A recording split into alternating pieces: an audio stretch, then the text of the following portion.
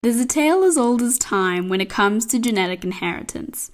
The story being that traits are determined by sequences of DNA called genes that have different types or alleles, and every person inherits one copy from each parent.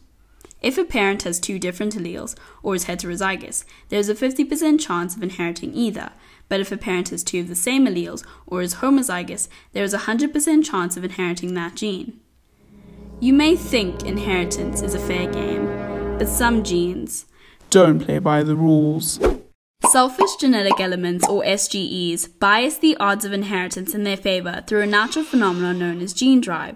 This process allows these genes to be inherited, even if they pass on disadvantageous traits.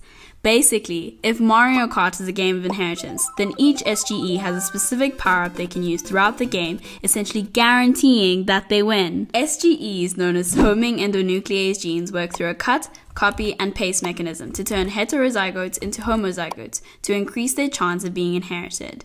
For decades, scientists have wondered about the potential of creating an endonuclease-based gene drive, and with the recent developments of CRISPR gene editing technology, this is now possible. CRISPR technology uses a programmable guide RNA, which serves as a GPS, and a pair of molecular scissors like the Cas9 enzyme.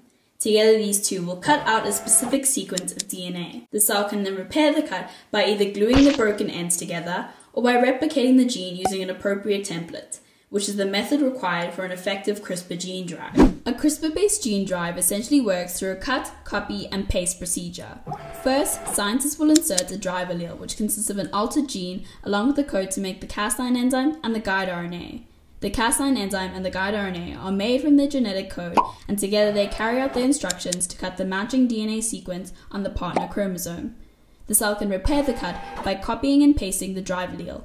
This method is known as homology-directed repair. Unlike the standard 50-50 pattern of inheritance with altered genes, this synthetic gene drive essentially makes the cell homozygous, thus guaranteeing that the drive allele will be passed on and that it will spread throughout the population. This technological breakthrough has the potential to modify, suppress, or even eradicate entire species, and its applications could range from targeting mosquitoes to eradicate malaria to protecting endangered species.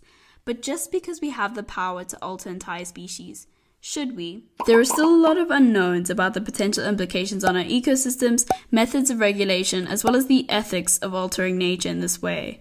Public discussions around these issues need to be transparent, inclusive, and well-informed, so that whatever future we decide to use or not to use this technology, we must take accountability for that choice and its consequences.